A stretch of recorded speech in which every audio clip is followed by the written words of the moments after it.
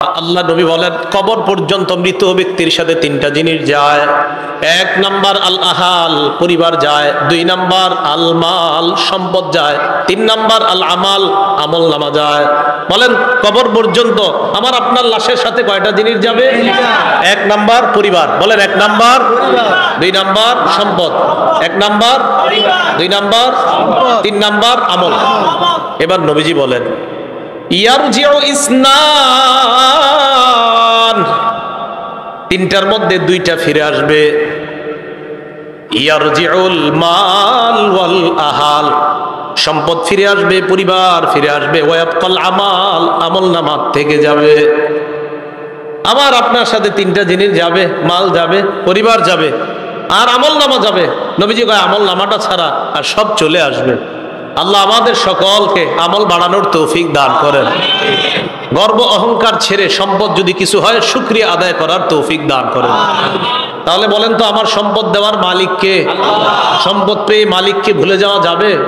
আল্লাহ কয় আল্লাহকুমুত্তাকাসুর, প্রাচুর্যের প্রতিযোগিতা তোমাদেরকে আল্লাহ ভুলাইয়া দেয়। তিরমিজি শরীফের বর্ণনা, 2308 নম্বর হাদিসের বর্ণনা। এই হাদিসের মধ্যে আছে কানা উসমান ইবনে আফফান রাদিয়াল্লাহু তাআলা আন ইযা ওয়াকাফা আলা কবরিন বাকা। ওসমান গনি যখন কবরের সামনে দাঁড়াইতেন কান্না শুরু করে দিতেন। হাত্তা ইয়াবুল্লা লিহিয়া, ওসমান গনি কানতে কানতে তার দাড়িগুলা ভিজে যাইতো। কিসের সামনে দাঁড়ায়? কবরের সামনে দাঁড়ায়। ফাকিলা লাহু, ওসমানকে বলা হলো তাজকুরুল জান্নাতা ওয়ান নার, আপনি জান্নাতের আলোচনা করেন, জাহান্নামের আলোচনা করেন। ওয়ালা তাবকি, তখন তো কান্দেন না। জান্নাত জাহান্নামের কত আলোচনা আপনি করেন, তখন আপনি কান্না করেন না। ওয়া তাবকি মিন হাযা, আপনি যখনই কবরের সামনে আসেন তখন কান্না করেন কেন? ওসমান গনি জবাব দেয় সামিআতু রাসূলুল্লাহ সাল্লাল্লাহু আলাইহি ওয়াসাল্লাম ইয়াকুল, আমি আল্লাহ নবীকে বলতে শুনলাম ইন্নাল কবর আউয়ালুল মানাজিলিল আখিরা। নবীজি বলেন ইন্নাল কবর, নিশ্চয়ই কবর, আউয়ালু মানাজিলিল আখিরা, কবর হলো আখিরাতের প্রথম ঘাঁটি। আমাকে আপনাকে বাসতলায় রেখে আসার পর আমার আপনার প্রথম ঘাঁটির নাম কবর। বলেন কি নাম? কবর। ফাইন্নাজা মিনহু ফামা বাদাহু আইসার। নবীজি বলেন কেউ যদি কবর থেকে রেহাই পেয়ে যায় পরের ঘাটিগুলা একেবারে সহজ হয়ে যাবে। ওয়া ইল্লাম ইয়ানজু মিনহু ফামা বাদাহু আশাদ, কবর থেকে যদি কেউ মুক্তি না পায় পরের ঘাটিগুলা কঠিন হয়ে যাবে। বলেন নাউজুবিল্লাহ। এরপর হাদিসের শেষে বলে ক্বালা রাসূলুল্লাহ সাল্লাল্লাহু আলাইহি ওয়াসাল্লাম, নবীজি বলেন মা রাআইতু মানজারান কাত্তু ইল্লা ওয়াল কবরু আফজাউ মিন। নবীজি বলেন শোনো, কবরের চাইতে এত ভয়ঙ্কর কোন দৃশ্য আমার জানা নাই। নবীজি বলেন কবরের চাইতে এমন ভয়ঙ্কর কোন দৃশ্য আমার জানা নাই। আল্লাহ আমাকে আপনাকে ওই প্রথম ঘাটিতেই যেন হেফাজত করে। চিন্তা করবেন মাঝে মাঝে শুয়া যদি চোখটা লাগান, তো চোখ লাগাইলে দেখবেন কিচ্ছু দেখা যায় না। হ্যাঁ, কবরে যাবেন না, কিচ্ছু দেখা যাবে না, অন্ধকার। হ্যাঁ অন্ধকার, কবর যে অন্ধকার। ও আচ্ছা, কবর যে অন্ধকার এটাও হাদিসে আছে।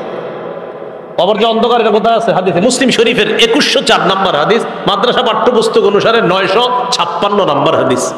এই হাদিসের মধ্যে আছে عن أبي هريرة رضي الله تعالى عنه قال أن امرأة سوداء كانت تقم المسجد أو شابا, একজন কালো মহিলা অথবা একজন কালো যুবক মসজিদ ঝাড়ু দিত।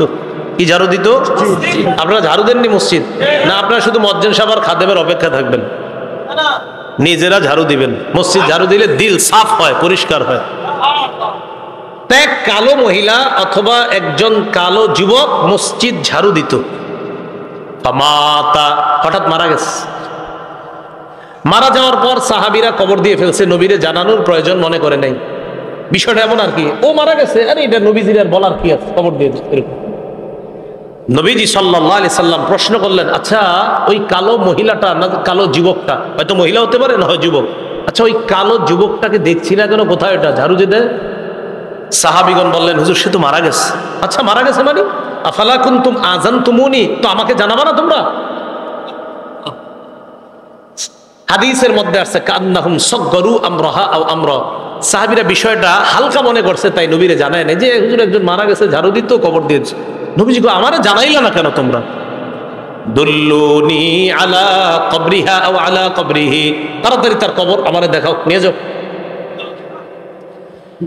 ফাদাল্লুহু আলা কবরিহা আও আলা কবরিহি, আল্লাহ রাসূলকে তার কবরের কাছে নিয়ে যায়। নিয়ে যাওয়ার পর ফাসাল্লা আলাইহা, আল্লাহ রাসূল জানাজার নামাজ পড়লেন।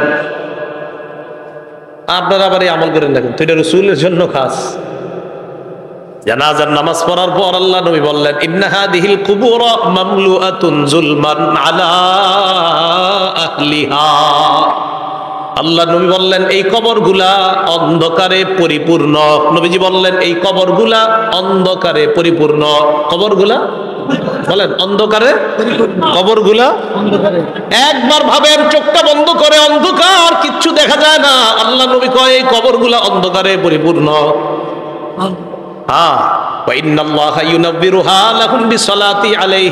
আমি আশা করি আমি আজকে নামাজ পড়ার কারণে আল্লাহ তাদের কবরগুলা আলোকিত করে দিবেন। খাঁটি ইমানদার যদি হন, যদি ইমান নিয়ে যেতে পারেন, তো আপনার কবর আল্লাহ আলোকিত করে দিবেন। আলাদা মোমবাতি দিতে হবে না। পিসাবের কবর দেওয়ার সময় বাতি টাতি কত কিছু, পিসাব যদি ভালো হয় এমনি কবর আল্লাহ আলোকিত করে দিবেন, মাথায় রাখবেন।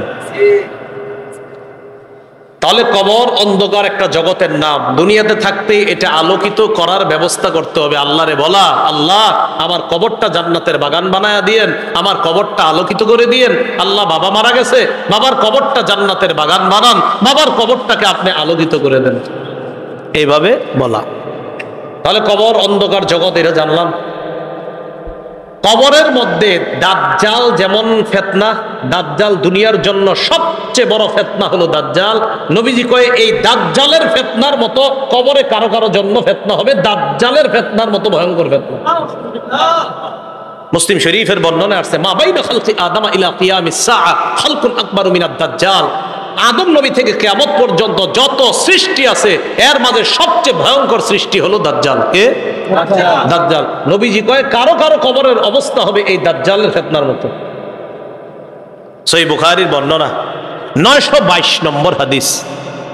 এই হাদিসের বর্ণনাকারী আসমা বিনতে আবু বকর রাদিয়াল্লাহু তাআলা আনহা। দেখি আপনাদেরকে একটু পরীক্ষা করি, আলেমরা চুপ থাকবেন, অন্যরা বলবেন। আমি হাদিসটা পড়ি, পড়ার পর আপনাদেরকে জিজ্ঞাসা করবো একটা কথা, মন দিয়ে আগে শোনেন, তাহলে সবাই জ্ঞানীরা সচেতন ভাবে জবাব দিতে পারবেন। আগে শোনেন কি বলি, দেখেন আমি পড়ি। আন আসমা বিনতি আবি বকর সিদ্দিক রাদিয়াল্লাহু তাআলা আনহা ক্বালাত দাখালতু আলা আয়েশা। অনুবাদটা শোনেন। আবু বকর সিদ্দিক রাদিয়াল্লাহু তাআলা আনহুর কন্যা আসমা বলেন আমি আয়েশা সিদ্দিকার কাছে প্রবেশ করলাম। আবু বকর সিদ্দিকের কন্যা আসমা বলেন আমি আয়েশা সিদ্দিকার কাছে প্রবেশ করলাম। আলেম ছাড়া অন্যরা বলেন তো আসমা আর আয়েশা সম্পর্কে কি হয়? মাশাআল্লাহ, কি হয়? কারণ আবু বকর আয়েশা রাদিয়াল্লাহু তাআলা আনহার পিতার নাম কি? আবার আসমা রাদিয়াল্লাহু তাআলা আনহার পিতার নামও কিন্তু মাশাআল্লাহ। এই আসমা রাদিয়াল্লাহু তাআলা আনহা বলেন আমি আমার বোন নবীর বিবি আয়েশা সিদ্দিকার কাছে গেলাম। যাওয়ার পর দেখি ওয়ান্নাসু ইউসাল্লুন, গিয়ে দেখি মানুষ নামাজ পড়ে। আমি আয়েশাকে প্রশ্ন করলাম মা শাআনুন নাস, আয়েশা মানুষের কি হয়েছে, নামাজ পড়ে কেন? ফাআশারাত বিরাসিহা ইলাস সামা। আম্মা জান আয়েশা মাথা দিয়ে আসমানের দিকে ইশারা করলেন, এমনি এমনি ইশারা করলেন, মুখে কিছু কয় না। তো আসমা রাদিয়াল্লাহু তাআলা না বলেন আয়াতুন, কোন নিদর্শন দেখা গেছে আসমানে? আয়েশা রাদিয়াল্লাহু তাআলা না বলেন হ্যাঁ আসমানে একটা নিদর্শন দেখা গেছে। কি নিদর্শন? অন্য হাদিস দ্বারা বোঝা যায় সূর্য গ্রহণ লাগছে। কি লাগছে? সূর্য। তাই নবীজি নামাজ পড়তেছে। তো আসমা রাদিয়াল্লাহু তাআলা আনহা বলেন আমরা যারা নারীরা ছিলাম আমরা একদম পিছনে, সবাই ওখানে আছে। হয় নবীজি নামাজটা এত লম্বা করলেন, ফাতালা রাসূলুল্লাহ সাল্লাল্লাহু আলাইহি সাল্লাম, নবীজি নামাজ এত দীর্ঘ করলেন হাত্তা তাজাল্লানিল গাশিয়ু, আমি বেহুশ হয়ে গেছি। আচ্ছা কি পরিমাণ লম্বা হইলে একজন মানুষ বেহুশ হয়ে যায় বলেন? ওয়াইলা জাম্বি কিরবা, আমার পাশে একটা পাত্র ছিল, ফিহা মা, এটার মধ্যে পানি ছিল, ফাজআলতু আসুব্বু বিনহা আলা রাসি, আমি এই পাত্র থেকে পানি নিয়ে আমার মাথায় ঢালা শুরু করলাম, এত পরিমাণ আমার মাথা গরম হয়ে বেহুশের কাছাকাছি চলে গেছে। নামাজ কি পরিমাণ লম্বা হয়েছে আল্লাহ জানে। তো আসমা রাদিয়াল্লাহু তাআলা আনহা বলেন, এক পর্যায়ে ফালাম্মান সরাফা রাসূলুল্লাহ সাল্লাল্লাহু আলাইহি ওয়াসাল্লাম হাত্তা তাজাল্লাতিশ শামস, নবীজি নামাজ শেষ করছে, ইতিমধ্যে সূর্য স্বাভাবিক হয়ে গেছে, সূর্য ঠিক হয়ে গেছে। আমি যেই কথাটা বলার জন্য আপনাদেরকে হাদিসটা শোনাইতেছি, কোনটা? দাজ্জালের ফিতনা, এটা শোনানোর জন্য। এবার দেখেন নবীজি কি বলেন। নবীজি বলেন, নবীজি নামাজের পর একটা ভাষণ দিলেন, খুতবা দিলেন, নামাজের পর ভাষণ দিলেন। ভাষণের মধ্যে নবী বললেন, মা মিন শাইইন লাম আকুন উরিতুহু ইল্লা ক্বাদ রাআইতুহু ফি মাকামি, ইতিপূর্বে আমাকে যা দেখানো হয় নাই আজকে আমি সব দেখছি। এই নামাজের মধ্যে আমি সব দেখছি। নামাজটা কি শর্ট ছিল না লম্বা? নবীজি বলেন, ইতিপূর্বে আমাকে এমন যা কিছু দেখানো হয় না আজকে আমি সব দেখছি। শেষে কি কয় জানেন? হাত্তাল জান্নাহ ওয়ান নার, জান্নাত জাহান্নামও দেখছি। আরেকটা বর্ণনা আছে, সূর্য গ্রহণের নামাজে নবীজি দাঁড়াইছে না, আমার দিকে তাকান, সামনের কাতারের সাহাবী যারা, তারা তাকায় দেখে নবীজি নামাজের মধ্যে হঠাৎ এমন করছে যে এভাবে। তো নামাজ শেষ, আপনারা আবার এরকম করেন না, পুরাটা শোনেন আগে। একদল করবো কি যে নবীজি এরকম করছে আমিও করবো, আরে পুরাটা শোনেন কি কয়। নামাজ শেষ করার পর নবীজিকে এক সাহাবী বললেন, হুজুর আজকে আপনি এমন একটা কাজ করছেন যেটা অতীতে দেখি নেই। নবীজি, আচ্ছা খেয়াল করছো? হ্যাঁ। ওই মুহূর্তে আমি জান্নাতের আঙ্গুরের ছড়া দেখছিলাম, ওইটা আমি হাত দিতে গেছিলাম, যদি আনতে পারতাম কিয়ামত পর্যন্ত সবাই খাইতে পারত। আপনারা কি আঙ্গুর দেখেন নামাজে? দেখলেন হাত দিবেন, দেন না তো, এই জন্য আমল করতে চান না। রাসূলুল্লাহ সাল্লাল্লাহু আলাইহি সাল্লাম বলেন, মা মিন শাইইন লাম আকুন উরিতুহু ইল্লা ক্বাদ রাআইতুহু ফি মাকামি, ইতিপূর্বে আমাকে যা দেখানো হয় নাই আজকে আমি সব দেখলাম। হাত্তাল জান্নাহ ওয়ান নার, জান্নাত জাহান্নাম আমি দেখলাম। নবীজি বলেন, ইন্নাহু ক্বাদ উহিয়া ইলাইয়া আন্না, আল্লাহ রাসূল বলেন আমার কাছে এই ওহী প্রেরণ করা হয়েছে, আন্নাকুম তুফতানুনা ফিল কুবুর মিসলা আও করিবা মিন ফিতনাতি দাজ্জাল। আল্লাহ নবী বলেন আমার কাছে এই ওহী দেওয়া হয়েছে, তোমরা কবরের মধ্যে অনেকে এমন ফিতনার মধ্যে পড়বা যে ফিতনাটা হবে দাজ্জালের ফিতনার মতো ফিতনা। বলেন নাউজুবিল্লাহ। বিশ্বাস করেন দাজ্জালের ব্যাপারে আমি পড়ছি বলে আপনাদেরকে বলে বুঝাইতে পারতেছি না, আমি বুঝতেছি যদি দাজ্জালের ফিতনাটা হয় তো কত বড় ভয়ঙ্কর ফিতনা হবে। আমি সবগুলা কথা বললে বুঝতে পারতেন যে দাজ্জাল কতটা ভয়ঙ্কর ফিতনার নাম। রাসূল বললেন কবরে অনেকের এই ফিতনা হবে দাজ্জালের মতো, খুব ভয়ঙ্কর ফিতনা, ও কঠিন ভয়ঙ্কর ফিতনা। আল্লাহ আমাদেরকে হেফাজত করেন। তো আল্লাহ কয় এই কবর পর্যন্ত তোমরা সম্পদের প্রতিযোগিতা চলে, যেই কবরে এই অবস্থা হবে আর তোমরা সম্পদ নিয়ে ব্যস্ত আছো। সহিহ বুখারীর বর্ণনা 1372 নম্বর হাদিস।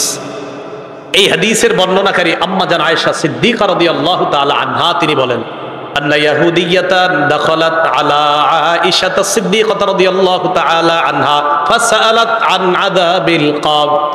এক ইহুদি নারী আম্মা জান আয়েশার কাছে এসে কবরের আযাব সম্পর্কে জিজ্ঞাসা করছে।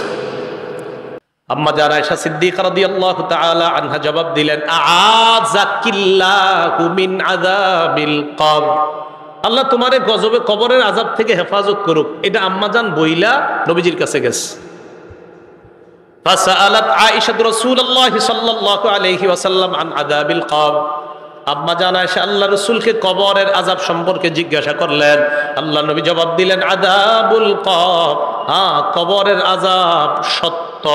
বলেন কবরের আযাব সত্য। তাহলে কবরের আযাব কি বলেন তো? সত্য। এটা নবীজি জানায়া দিলেন তার বিবিকে। সহিহ বুখারীর 1338 নম্বর হাদিস। এই হাদিসের মধ্যে আসছে, قال رسول الله صلى الله عليه وسلم العبد اذا وضع في قبره, নবীজি বলেন কোন বান্দাকে যখন কবরের মধ্যে রাখা হয়, রাখার পর ওয়াতুল্লিয়া, আমাকে আপনাকে মরণের পর যখন বাসতলায় রেখে আসা হবে, আসার পর তুয়াল্লিয়া, আমাকে আপনাকে যখন পিছনে রাইখা, জাহাবা আসহাবুহু, সাথীরা যখন চলে আসবে, একবার কল্পনায় আলেন রাতের বেলা বিছানায় যখন বালিশে যখন মাথাটা লাগানোর পর কল্পনা করেন আমি মারা গেলাম, যাওয়ার পর বাসতলায় কোন কবরের মধ্যে আমাকে রেখে আমার আত্মীয় স্বজন চলে আসছে, ব্যাপারটা কেমন একটু চিন্তা করেন।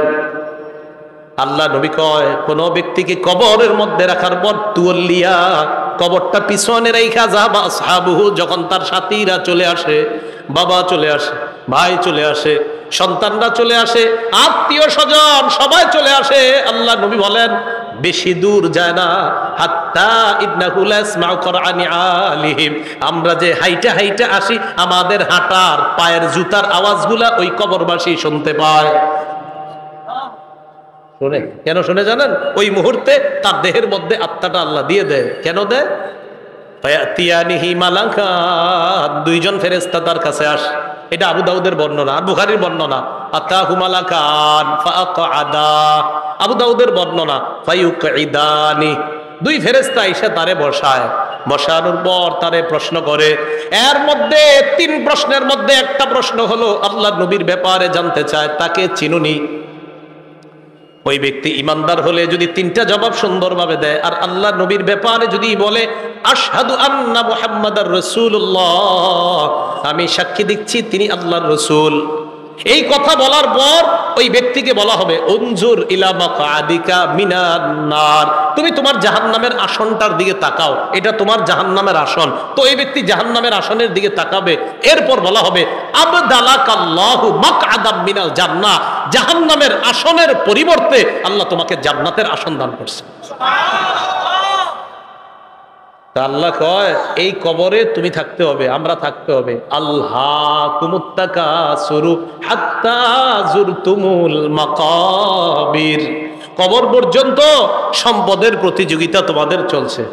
সূরা মুনাফিকুনে আল্লাহ বলেন ইয়া আইয়ুহাল্লাযীনা আমানু লা তুলহিকুম আমওয়ালুকুম ওয়ালা আওলাদুকুম আন যিকরিল্লাহ, হে ঈমানদারগণ, লা তুলহিকুম আমওয়ালুকুম ওয়ালা আওলাদুকুম, তোমাদের সম্পদ, তোমাদের সন্তান যেন তোমাদেরকে আল্লাহ থেকে গাফেল করে না দেয়, আল্লাহ থেকে তোমাদেরকে অলস করে না দেয়, আল্লাহকে যেন ভুলিয়ে না দেয়। ওমাইয়া ফাল যালিকা, আল্লাহ বলেন যারা সম্পদ আর সন্তানের কারণে আল্লাহরে ভুলে যাবে, ফাউলাইকা হুমুল খাসিরুন, তারা ক্ষতিগ্রস্ত। নাউজুবিল্লাহ। বলেন সম্পদ দেয় কে? আল্লাহ। 10 তলা 20 তলার বাড়ির মালিক বানায় কে? আর 10 তলা 20 তলা হালাল পন্থায় হওয়াটা দোষের না, দোষ কোনটা? যে আল্লাহ মালিক বানাইছে তাকে ভুলে যাওয়া। বুঝে আসছেনি? তো আল্লাহ কয় তোমাদের এই প্রতিযোগিতা চলবে কবর পর্যন্ত। কতদিন? কবর পর্যন্ত। ক্বালা রাসূলুল্লাহ সাল্লাল্লাহু আলাইহি ওয়াসাল্লাম, নবীজি সাল্লাল্লাহু আলাইহি ওয়াসাল্লাম বলেন লা ইয়াজালু কলবুল কাবীরি শাবান ফিসনাতাইন, আল্লাহ নবী বলেন বুড়া মানুষের অন্তর দুই ক্ষেত্রে যুবক হয়। বুড়া মানুষের অন্তর যুবক হয় কয় ক্ষেত্রে? আরে বৃদ্ধ মানুষ কি বৃদ্ধ হয় না যুবক হয়? বৃদ্ধ হয়। কয় কলবটা দুই ক্ষেত্রে যুবক হয়। কোন ক্ষেত্রে? ফি হিরসিল মাল, 1 নাম্বার সম্পদের লোভ, 2 নাম্বার ওয়াতুলিল আমাল, লম্বা আশা। কি আশা? লম্বা আশা। কেউ কাকা কই যান? বয়স কত? কয় 75। কোথায় যাচ্ছেন? মসজিদে। মনটা খারাপ কেন? আর বইল না, 4টা ছেলে ইতালি থাকে, এক একজন 5 লাখ করে বেতন। 5 নাম্বার ছেলেটা বাংলাদেশে 50,000 টাকা বেতন। আরে তারে এখনো কোনো কুল কিনারা করে দিতে পারি নাই, টেনশনে আছে কাকা। রাসূলুল্লাহ সাল্লাল্লাহু আলাইহি সাল্লাম বলেন মানুষ বৃদ্ধ হয়, তার কলব দুই ক্ষেত্রে যুবক হয়। 1 সম্পদের লোভ, 2 লম্বা আশা, বড় আশা। আল্লাহ বুঝার তৌফিক দান করেন। রাসূলুল্লাহ সাল্লাল্লাহু আলাইহি সাল্লামের সাহাবী আব্দুল্লাহ ইবনে মাসউদ বলেন খত্ত রাসূলুল্লাহ সাল্লাল্লাহু আলাইহি ওয়াসাল্লাম খত্তান মুরাব্বাআ, এই হাদিসটা বুঝতে হবে সবাই। নবীজি একটা চতুর্ভুজ আঁকলেন। ওই অঙ্কের ছাত্ররা কোথায়? কি আঁকলেন? চতুর্ভুজ আঁকার পর ওয়া খত্ত খত্তান ফিল ওয়াসাতি খারিজাম মিন, মাঝখান থেকে একটা দাগ দিলেন, এই দাগটা চতুর্ভুজের বাহিরে নিলেন। বলেন তো রসুল কি আঁকলেন? মাঝখানের দাগটা ভিতরে না বাহিরে? আচ্ছা এবার দেখেন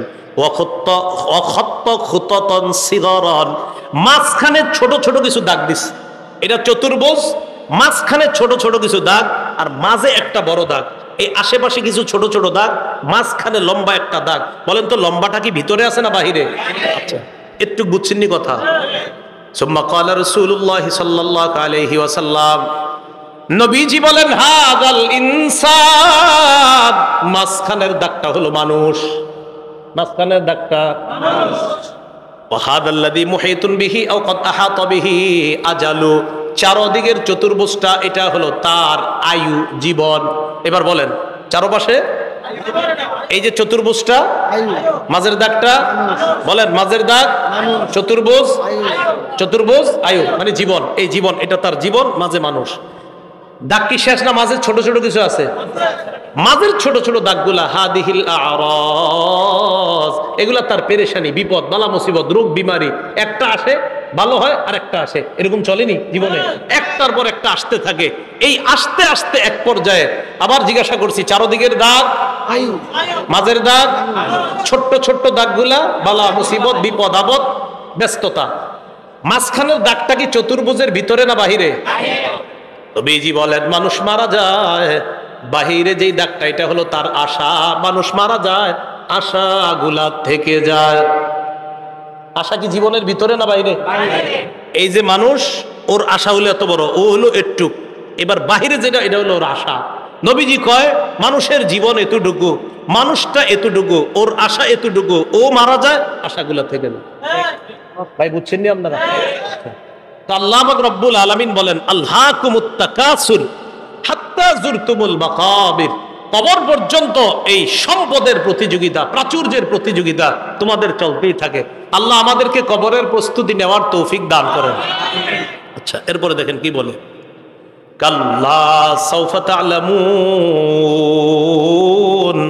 সুম্মা কাল্লা সাউফা তা'লামুন, অপেক্ষায় থাকো, অচিরেই জানতে পারবা, অবশ্যই অচিরেই জানতে পারবা। কাল্লা লাউ তা'লামুনা ইলমাল ইয়াকিন, আল্লাহ বলেন যদি নিশ্চিত জ্ঞান নাম দেখবা, সুম্মা লা তারাবুন্নাহা আইনাল ইয়াকিন, নিশ্চিত চোখে জাহান্নাম দেখবা। এরপর আল্লাহ বলেন সুম্মা লা তুসআলুন্না ইয়াউমা ইযিন আনিন নাঈম, এরপর তোমাদেরকে নিয়ামত সম্পর্কে জিজ্ঞাসা করা হবে। আল্লাহ বলেন অবশ্যই অবশ্যই তোমাদেরকে প্রতিটা নিয়ামতের কথা জিজ্ঞাসা করা হবে। আঙ্গুল, চোখ, কান, নাক, হাত, পা, প্রত্যেকটা অঙ্গের ব্যাপারে জিজ্ঞাসা করা হবে। ইন্নাস সামআ ওয়াল বাসারা ওয়াল ফুআদা, আল্লাহ বলেন কান শ্রবণ শক্তি, ওয়াল বাসর দৃষ্টি শক্তি, ওয়াল ফুআদা অন্তঃকরণ, সবগুলাকে কাঠগড়ায় দাঁড়াতে হবে, সবগুলাকে জিজ্ঞাসা করা হবে। এগুলার ব্যাপারে তোমাকে কাঠগড়ায় দাঁড়াতে হবে, তোমাকে জিজ্ঞাসা করা হবে সঠিকভাবে এগুলা খরচ করছো কিনা। এবার একটা হাদিস শুনেন, বলেন তো নেয়ামতের ব্যাপারে জিজ্ঞাসা করা হবে কিনা? আজকে রাতে ভাত খাইছে, খাবার, রাতের খাবার কারা কারা খাইছেন হাত তোলেন। অন্যরা খান নাই রাতের খাবার? মাশাআল্লাহ, খাবেন ইনশাআল্লাহ নাকি? দুপুরের খাবার কারা কারা খাইছেন? ঠিক আছে, হাত নামান, বাস একটা হইলে হইছে। এবার হাদিস শোনেন, মুসলিম শরীফের 4208 নম্বর হাদিস, আবু হুরায়রা রাদিয়াল্লাহু তাআলা আনহুর বর্ণনা, তিনি বলেন খরাজা রাসূলুল্লাহ সাল্লাল্লাহু আলাইহি ওয়াসাল্লাম যাতা ইয়াউমিন আও যাতা লাইলা, একদিন রাতে অথবা দিনে রাসূল বাসা থেকে বের হলেন। কোথা থেকে বের হইছে? রাতে বা দিনে। বের হওয়ার পর আসছে, আয়েশা দেখে ফাইদা হুয়া বিআবি বকরিন ওয়া উমর, নবীজি দেখে আবু বকর ওমর বসা। আবু হুরায়রা রাদিয়াল্লাহু তাআলা আনহু বলেন নবীজি বাসা থেকে বের হয়েছে, বের হয়ে দেখে আবু বকর ওমরও বসা। এই হাদিসটা একটু মন দিয়ে সবাই শুনেন আর নিজেদের জীবনটা একটু চিন্তা করেন।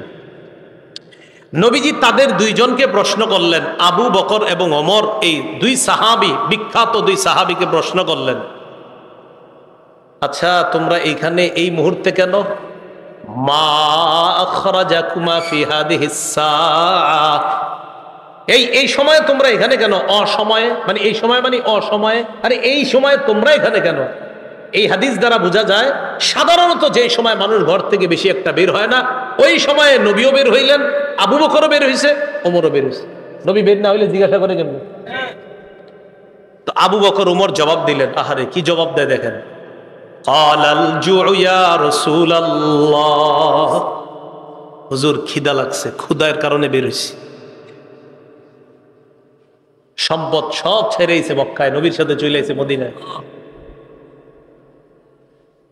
নবীজি যে জবাবটা দিলেন, আল্লাহ নবী বললেন, আল্লাযী নাফসি বিয়াদিহি আখরাজানিল্লাযী আখরাজাকুমা। আবু বকর ওমরকে আল্লাহ নবী বলেন, আল্লাহর কসম আবু বকর ওমর, তোমরা যে ক্ষুধার কারণে বের হয়েছ, আমিও ক্ষুধার কারণে বের হইছি।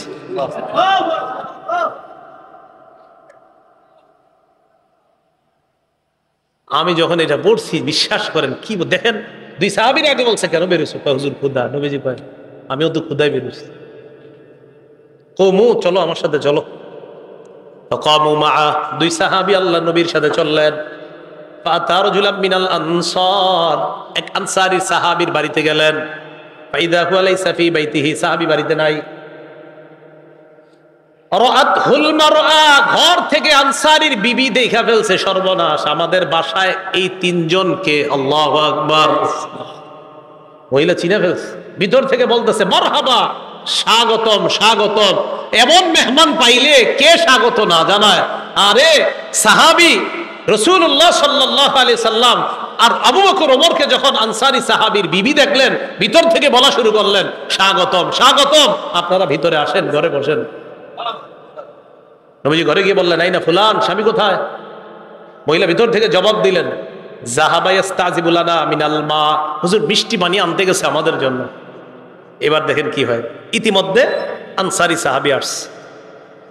আসার পর সাহাবী দেখে বাসায় নবীজি, আবু বকর ওমর। আচ্ছা একটু ভাবেন তো মনে মনে, ওই যুগে যদি আপনি হইতেন, আর যদি বাড়িতে গিয়ে দেখতেন হঠাৎ নবীজি আর আবু বকর ওমর আপনার ঘরে।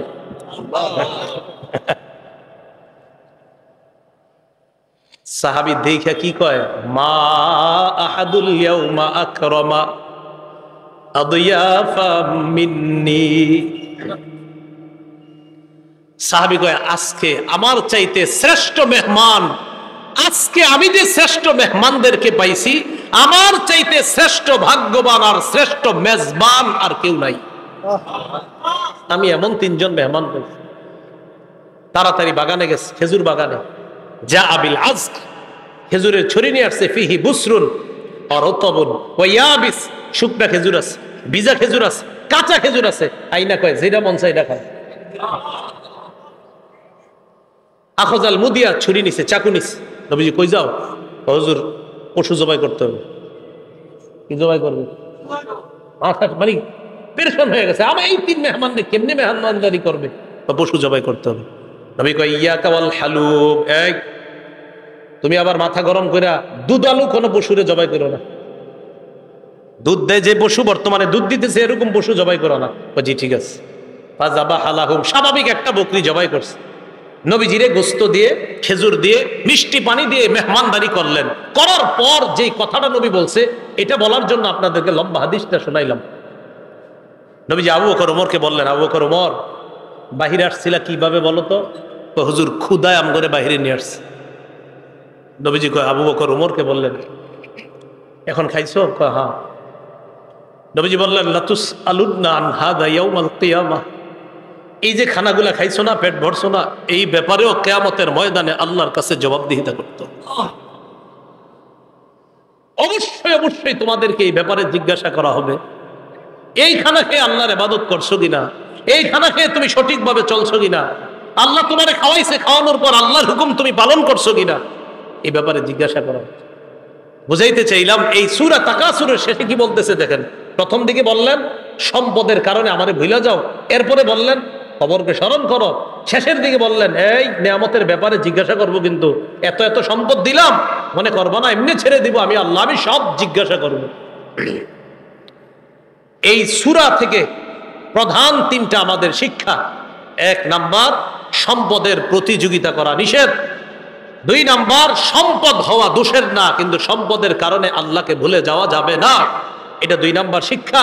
তিন নাম্বার, কবরের কথা স্মরণ করা। এই প্রধান প্রথম হলো তিনটা শিক্ষা, শেষের দিকে আরেকটা, কবরে আরেকটা তোমার জগৎ, ওই জগতে তোমাকে নিয়ামত সম্পর্কে জিজ্ঞাসা করা হবে।